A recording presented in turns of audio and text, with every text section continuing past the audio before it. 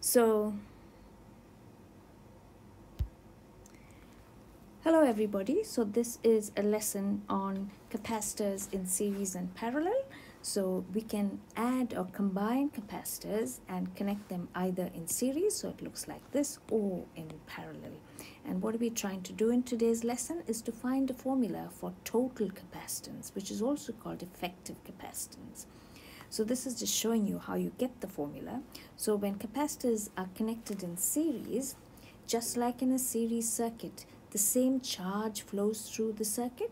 So the charge on each of these capacitors is the same. So that's what this tells us. Charge is represented by Q. So the total charge is the same as the charge on each of the capacitors. However, in a series circuit, the voltages across each of the capacitors add up to the supply voltage, and that's what we have here. Now, in order to get the formula for C, which is capacitance, we make use of this equation, but we make V the subject of the formula, and that is equal to Q over C. So we substitute for Vs, V1, V2, and V3. So Vs is Q over Cs, V1 is Q over C1, V2 is Q over C2, and V3 is Q over C3. Now the Q's cancel, so you end up with this formula for capacitors that are connected in series.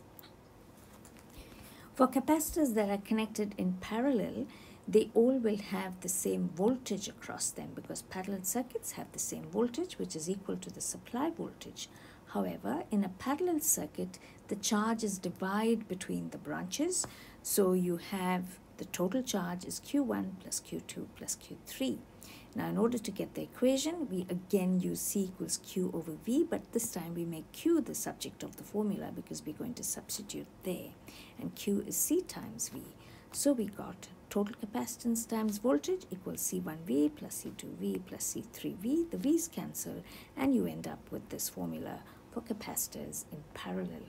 Now, if you look at this, this is just the opposite of what happens to resistors. In resistors, in series, they add up, but in parallel, they decrease, right? But however, for capacitance, the total capacitance decreases in series, but they increase in parallel. And the next thing you have to do, once you've understood this, is to do questions 1 to 4 on capacitors and combination from page 13. And I have attached the working, but look at it only if you need to and to check your answers.